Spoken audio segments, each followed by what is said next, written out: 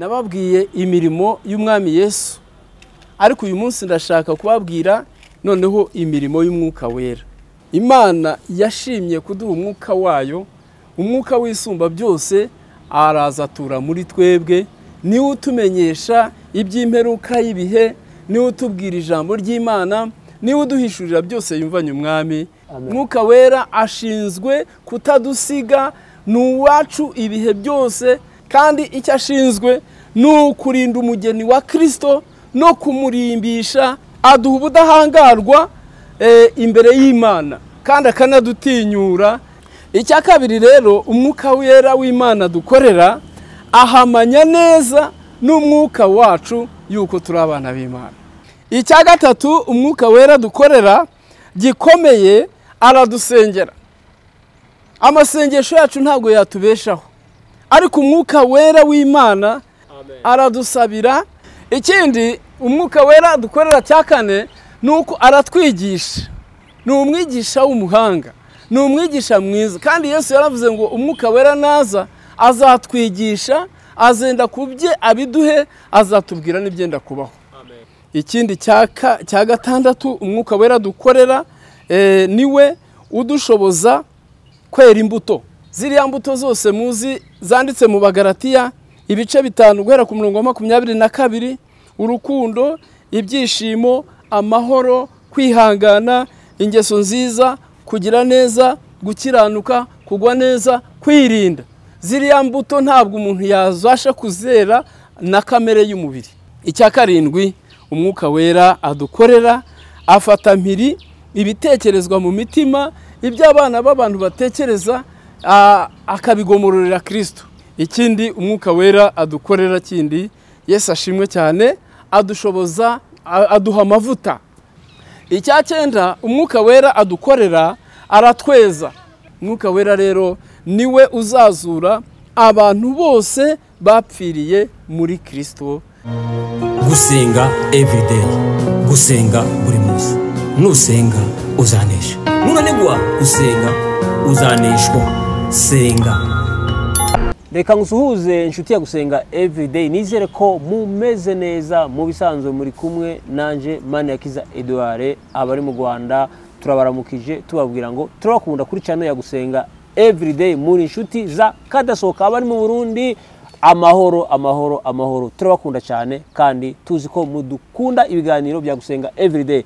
Abo muri Afrika mwese mwumva ikirundi n'ikinyarwanda n'ikinyamurenge, shalom shalom, tubifurije amahoro y'Imana, tubifurije kugubwa neza, tubifurije kuranirwa mu bintu byose ibyo mwerekeje mu maboko, Imana ibahira. Abo muri Amerika, shalom shalom, turabakunda namwe, Imana ibashigikire, Imana ibane namwe mu mirimo yose mukora, kandi Imana igende isohoza ibyo yavuganye namwe. Abari muri Aziya, Imana ibaha amahoro, uburinzi bw'Imana bubane namwe. Abari mu Burayi, Imana ibagire neza, Imana ibagure, ibashigikire mu byo mukora byose. Abari muri Australia, mukurikira ibiganiro byacu bya Gusenga tubifurije amahoro y'Imana, tubifurije kugubwa neza, tubifurije kururanirwa, tubifurije Imana ibarinde mu byo mukora byose, kandi dukaba tubifurije kuzagira iherezo ryiza. Nkuko muri kuri kamera ya Gusenga turi kumwe n'umukozi w'Imana, n'ubundi watangira wibwira abantu.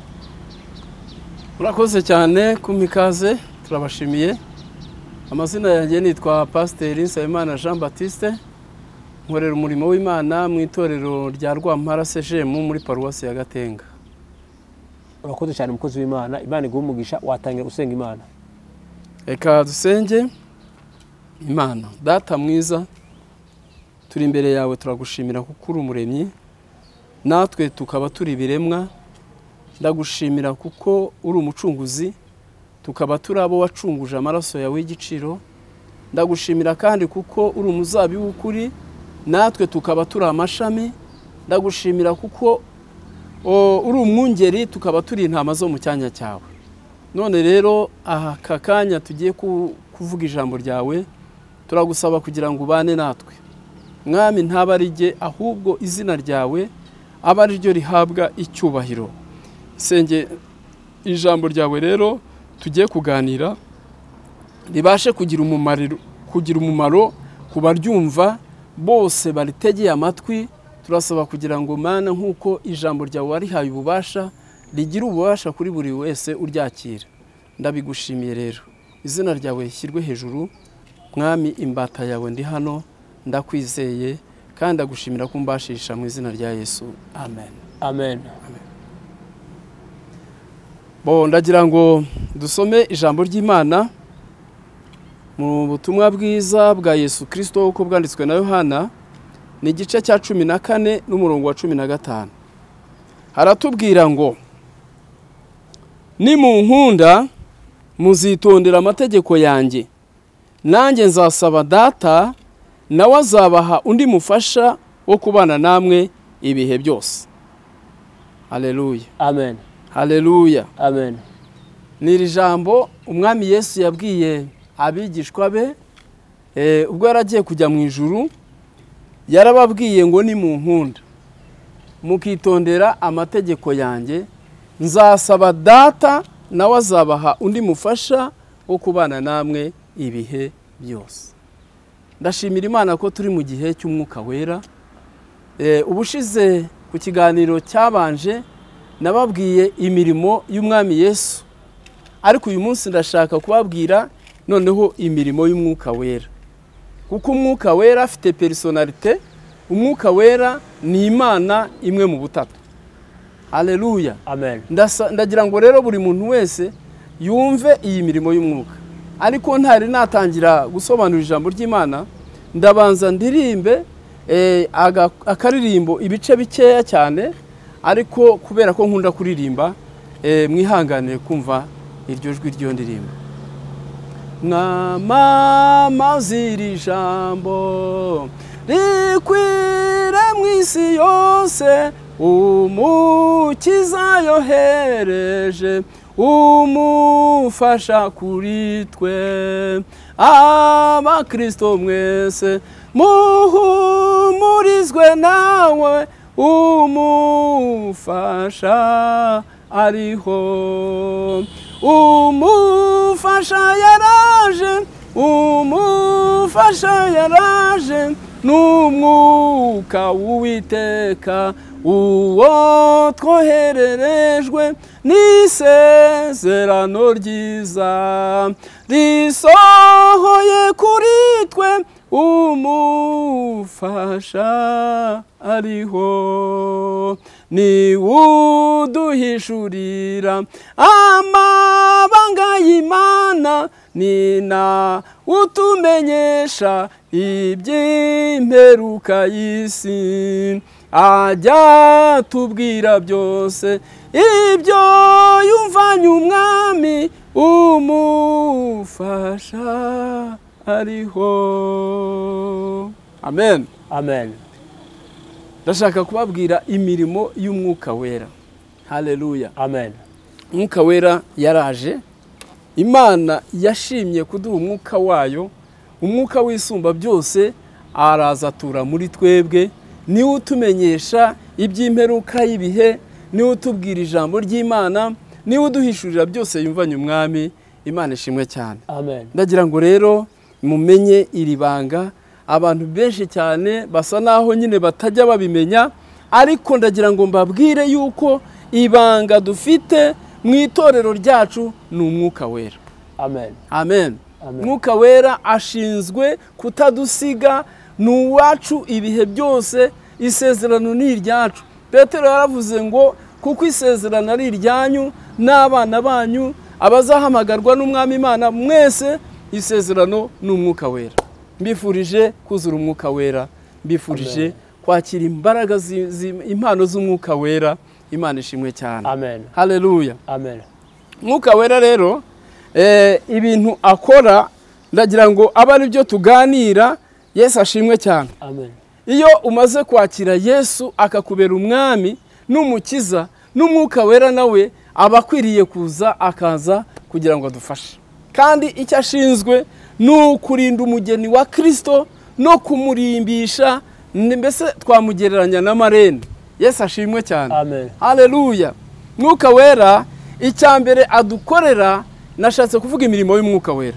Aduha ubudahangarwa imbere y'Imana kandi akanadutinyura. Imana ishimwe cyane. Amen. Mwuka wera niwe Yesu yaravuze ngo icyakora muzahabwa imbaraga, umwuka wera nabamanukira kandi muzaba abagabo bo kumpamya i Yerusalemu n'i Yudaya n'i Samariya no kugeza ku mpera y'isi. Mwuka wera rero aduha ubudahangarwa, akaduha ubushizi bw'ubwoba. Icyo nicyo kintu cya mbere adukorera, akaba ikindi agahora nyine adutangira n'ubuhamya imbere y'Imana avuga ngo aba data. Ubundi muri iryo jambo rivuga ngo aba ni abadata, agenda dutangira ubuhamya aho tunyura hose, akagenda duhamiriza ko turi abadata. Yesu ashimwe cyane. Amen. Haleluya. Amen. Icya kabiri rero, umwuka wera w'Imana dukorera ahamanya neza n'umwuka wacu yuko turi abana b'Imana. Haleluya. Bwana sifiwe. Amen. Ahamanya n'umwuka wacu yuko turi abana b'Imana. Ni tubisoma mu Baroma, ni igice cya 10,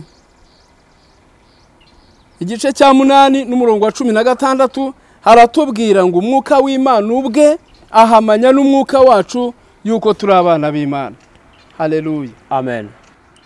Umwuka wera niwe uduhamiriza neza tukumva duhamanya tutibeshya. Umwuka wera w'Imana, Imana yaraje, umwuka w'Imana yaraje atura mu mwuka wacu. Mbese umwuka wera ni nk'ambasaderi, yaraje atura muri ambasade, ari wo mwuka wacu. Uwo mwuka wera w'Imana rero niwe utuyobora. Bibiliya iravuga ngo abayoborwa n'umwuka w'Imana nibo bana b'Imana. Amen. Haleluya. Amen. Umwuka wera w'Imana rero ahamanya n'umwuka wacu yuko turi abana b'Imana, niba tubasha kubabarana nawe kugira ngo duhanwe ubwiza nawe. Ngo kandi ubwo turi abana b'Imana, ngo turabaragwa b'Imana, turabaraganwa na Kristo. Imana yacu ishimwe cyane. Haleluya. Icya gatatu, umwuka wera dukorera gikomeye, aradusengera. Amasengesho yacu ntabwo yatubeshaho, ariko umwuka wera w'Imana, haleluya, aradusabira. Tubisoma mu Baroma n'ubundi igice cya 8 n'umurongo wa 26, haratubwira ngo uko niko n'umwuka dufasha mu ntege nke zacu, kuko tutazi uko dukwiriye gusenga, ariko umwuka w'Imana ubwe ahamanya n'umwuka wacu yuko turi abana b'Imana. Amen. Haleluya. Umwuka w'Imana ubwe ahamanya natwe, aradusabira anihiminiho itavugwa. Mu Baroma aho ngaho twavuze 8:26 ngo uko niko n'umwuka dufasha mu ntege nke zacu, kuko tutazi uko dukwiriye gusenga, ariko umwuka ubwe niwe udusabira anihiminiho itavugwa, kandi irondora imitima ikamenya iby'umwuka wera atekereza. Yesu ashimwe cyane. Amen. Ikindi umwuka wera dukorera cya kane nuko aratwigisha. Amen. Ni umwigisha w'umuhanga, ni umwigisha mwiza, kandi Yesu yaravuze ngo umwuka wera naza azatwigisha, azenda kubye abiduhe, azatubwira n'ibyenda kubaho. Amen. Umwuka wera rero yaraje, niwe utwigisha. Muri Zaburi 32 umurongo w'8, ijambo ry'Imana yatubwira ngo nzakwigisha, nkwereke inzira unyura, nzakugira inama, n'ijisho ryanjye rizakugumaho.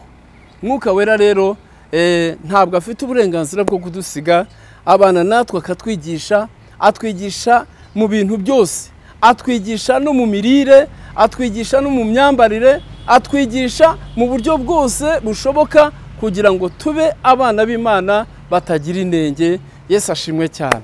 Kandi ahora nyine aturimbisha kugira ngo azadushyikirize Kristo tumeze neza, turi umugeni utunganye. Mwuka wera w'Imana ikindi adukorera kindi niwe utugabira impano. Imana ishimwe cyane. Impano zose bundi hari abantu benshi batekereza impano ko iyo agize umugisha akabona impano y'Imana agashaka kuyigiriye, ariko impano z'Imana ni iz'umwuka wera. Umwuka wera niwe ufite uburenganzira bwo kugabira umuntu wese uko ashaka. Umwuka wera rero yaradukunze nawe aratugabira. Yesu ashimwe cyane. Dusabe rero kugira ngo Imana iduhe kugira ngo tumenye neza gutandukanya impano n'imbuto. Imana ishimwe cyane. Imana yaduhaye umwuka wayo, itugabira n'impano kugira ngo tubashe gukorera Imana. Impano ni ibikoresho Imana yazanye, umwuka wera yazanye kugira ngo bidufashe gukorera Imana. Amen. Amen. Umwuka wera rero niwe ugabira umuntu wese uko ashaka.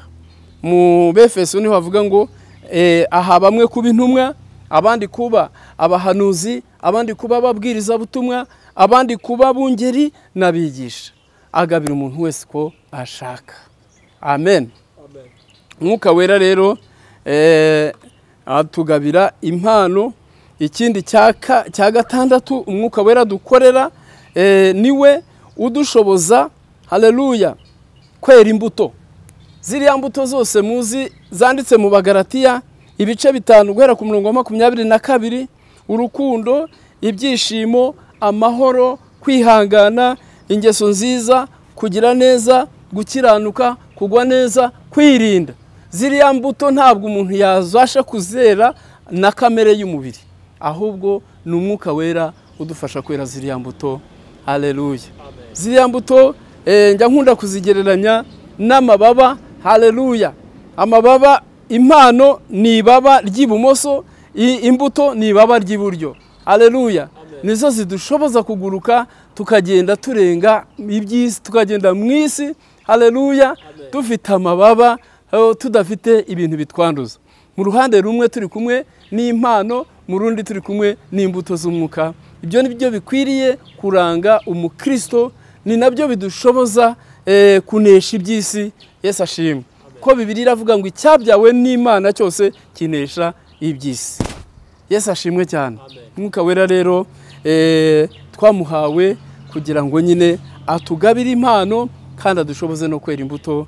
Yesu ashimwe cyane. Icya karindwi umwuka wera adukorera, afata mpiri ibitekerezwa mu mitima, ibyo abana b'abantu batekereza akabigomororera Kristo. Tubibona mu gihe cya Elisa. Igihe cya Elisa murabyibuka, umwami w'Abasiriya yajyaga akunda gutera igihugu cy'Abisirayeli, ariko Imana ikabihishurira Elisa, akamenya neza imigambi y'Abasiriya, akaza akayibwira umwami wa Isirayeli. Igihe kimwe rero muzi, igihe kimwe baje kumugambanira kugira ngo bamufate, ariko noneho ingabo z'Abasiriya, Yesu ashimwe cyane, azifata mpiri, muzi ukuntu yazishoreye akazigeza i Samariya. Imana ishimwe cyane. Imigambi y'Imana, afata mpiri ibitekerezwa mu mitima akabigomororera Kristo. Umwuka wera w'Imana ni icyo ashinzwe, ni ukubana natwe, akaduhishurira, akaduha ubwenge mu buryo bwose kugira ngo tubashe gukorera Imana. Yesu ashimwe cyane. Ikindi umwuka wera adukorera kindi, Yesu ashimwe cyane, aduha amavuta. Yesu ashimwe. Abana b'Imana ubundi tuba dukeneye amavuta. Dukeneye amavuta. Muri Zaburi 92 guhera ku murongo w'10 haratubwira ngo ashyize hejuru ihembe ryanjye nk'iry'imbogo, ansize amavuta mashya. Imana ishimwe. Dukeneye rero amavuta mashya. Umwuka wera ni uje ahora twongeramo imbaraga. Nubwo Satani azana amazi kugira ngo azimye umuriro w'umwuka, ariko umwuka wera aba ari hariya ashaka yongeramo amavuta, umuriro w'Imana ugakomeza kwaka mu bugingo bwacu. Yesu ashimwe. Niyo mpamvu twaririmbye ngo nahawe ubugingo buhoraho rwose. Haleluya. Ikindi akavuga ngo n'umuriro w'ijuru urimo. Imana ishimwe kuko agenda ashyira amavuta muri twebwe, akagenda dusubizamo intege. Bibiliya iravuga ngo abategereza Uwiteka, haleluya, ngo bazasubizwamo intege nshya, bazagurukisha amababa nk'ibisiga, bazagenda be kunanirwa, bazagenda be gucogora. Umwuka wera w'Imana rero aduha amavuta ya buri munsi kugira ngo tubashe gukomeza urugendo. Ni nawo wambashishije muri iyi myaka yose igera kuri 46 nagiye nshobozwa cyane nuko nuzuye imbaraga z'umwuka wera. Haleluya. Zigakomeza kugenda zimbashisha. Umwuka wera agiye akomeza kunyobora, kandi nubu ntabwo yigeze areka ayigeza mvaho, nubu turacyagendana, aracyari umuyobora wanjye. Yesu ashimwe cyane. Icya cyenda umwuka wera adukorera, aratweza nk'uko ijambo ry'Imana ritubwira riratubwira mu Batesalonike ba mbere ibice 2 umurongo wa 23 haratubwira ngo Imana y'amahoro ibeze rwose mwebwe ubwanyu umwuka ubugingo n'umubiri byose birarindwe bitazabaho umugayo ubwo umwami Yesu Kristo azaza. Umwuka wera abereyeho kutweza, niyo mpamvu nababwiye ko ahora aturimbisha adutegura kugira ngo umunsi n'isaha nigera azatumurikira Imana tudafitiye inenge, tutagawa imbere y'amaso y'Imana. Imana ihabwa icyubahiro. Umwuka wera w'Imana ikindi ategereje kudukorera kindi nuko ni uzazura abantu bose muzi bapfiriye muri Kristo. Abantu bapfiriye muri Kristo igihe kirekire twabuze, twatandukanye nabo. Muririmbyi navuze ngo abazaba baratandukanye bazabonana batakibogoza amarira ukundi, ahubwo baguwe neza. Haleluya. Mwuka wera rero niwe uzazura abantu bose bapfiriye muri Kristo. Yesu ashimwe. Ikindi azakora nuko ari uzahindura iyi mibiri yacu abazaba bakiriho. Ni uzaduhindura noneho tujye gusanganira umwami mu kirere. Umwuka wera ni uzatuzamura. Yesu ashimwe cyane. Iyo niyo mirimo iheruka umwuka wera azakora, yiteguye kuzamura itorero. Haleluya. Akarimurikira Kristo. Kristo nawe agafata ijambo. Haleluya.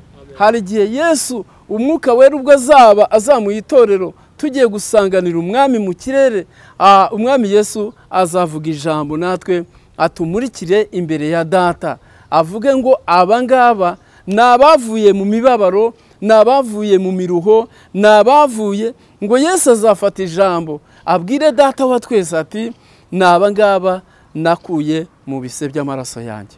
Imana ishimwe cyane. Ayo niyo matsiko y'abana b'Imana. Ibyo nibyo byiringiro by'abana b'Imana, nuko umwuka wera agendana natwe tutari twenyine. Yesu yaravuze ngo sinzabasiga nk'imfubyi, ngo ahubwo nzazaho muri. Imana ishimwe cyane. Imana ihabwe icyubahiro. Imana itugire neza.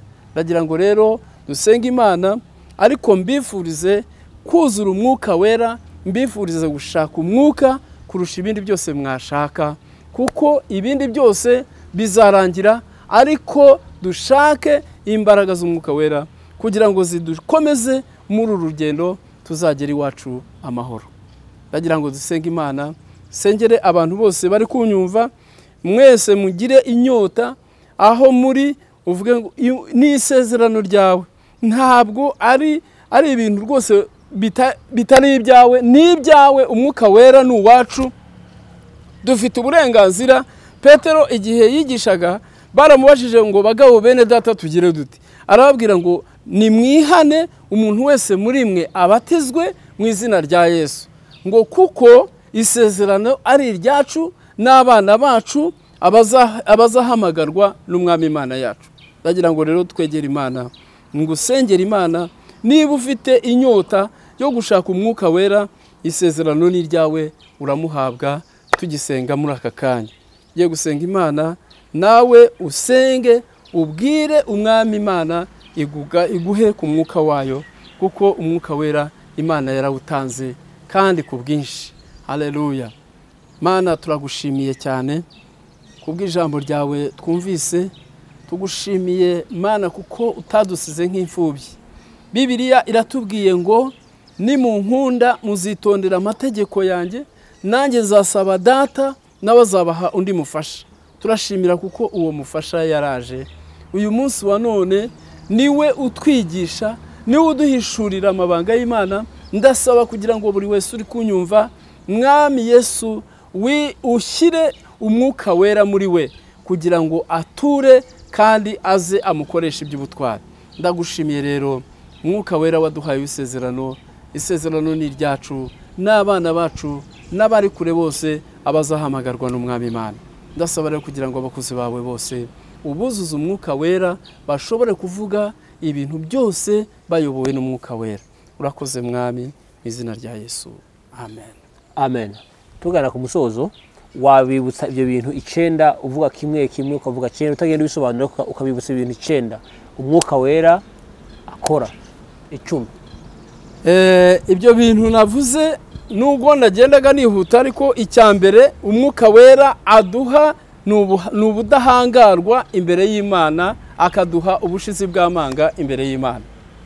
Icya kabiri umwuka wera adukorera haleluya amen aduha ahamanya n'umwuka wacu yuko turi abana b'Imana. Tubisoma mu Baroma igice cya 8 n'umurongo wa 16. Icya gatatu umwuka wera dukorera aradusabira. Tubisoma mu Baroma n'ubundi 8 umurongo wa 26. Hatubwira ngo uko niko n'umwuka dufasha mu ntege nke zacu kuko tutazi uko dukwiriye gusenga, ariko umwuka ubwe ahamanya umwuka ngo kuko tutazi uko dukwiriye gusenga ngo ariko umwuka w'Imana nihimini hitavugwa kandi irondora imitima ikamenya ibyo umwuka atekereza. Icya kane navuze ko umwuka wera atwigisha, ni umwigisha w'umuhanga, ajya twigisha akatubwira amabanga y'Imana akatubwira n'ibyenda kubaho. Ikindi navuze cya gatanu nuko umwuka wera atugabira impano. Impano ziza rero aziduhera kugira ngo tubashe gukora umurimo w'Imana, ntabwo aba ari umutungo wacu ahubwo ni umutungo w'umwuka wera kugira ngo tubashe gukora umurimo w'Imana, itorero ry'Imana rikure. Yesu ashimwe cyane. Amen. Icya gatandatu navuze ko umwuka wera ari udushoboza kwera ziriya mbuto, kuko muri kamere muntu ntabwo ziriya mbuto washobora kuzera. Umwuka wera ubwe ni udushoboza kwera ziriya mbuto tukabasha kugaragara neza, tukagaragaza kamere y'Imana mu bantu. Ikindi cya karindwi navuze ko umwuka wera afata mpiri ibitekerezwa mu mitima yabo. Ikindi cya 8 navuze ko umwuka wera aduha amavuta mashyashya ya buri munsi. Imana ishimwe cyane. N'ubu ndetse nanjye ndasaba kugira ngo muri uyu mwaka impa amavuta yandi mashyashya yo gukora umurimo w'Imana. Amen. Icya 9 navuze ko umwuka wera aratweza akaturimbisha kugira ngo azadushyire Yesu tutafite inenge, tudafite n'umugayo. Icya 10 navuze ko umwuka wera afite inshingano yo kuzazura abapfiriye muri Kristo twagiye dutandukana, no kuzahindura abazaba bariho no kutujyana akatugeza imbere y'Imana. Imana rero itugirire neza mu izina rya Yesu. Bakoze umukozi w'Imana, reka tugushimire, reka dushimire n'umuntu wese yabanye n'ikiganiro, reka dushimire nawe ufata kino kiganiro ukagisharinga cyangwa ukagipartaja cyangwa ukagihereza inshuti zawe. Imana nawe Imana iguha umugisha. Reka dushimire umuntu yakaza nawe ushobora kuba ari ubwa mbere ugeze kuri Gusenga everyday utarakanda subscribe cyangwa utarakora sabone, ukande sabone cyangwa subscribe kugira ngo uzaze ubona ibiganiro byacu bitakugoye. Kiganiro nawe ubutaha. Shalom shalom. Amen. Gusenga everyday, gusenga buri munsi. Nusenga uzanesha, nunanigwa gusenga uzaneshwa. Senga.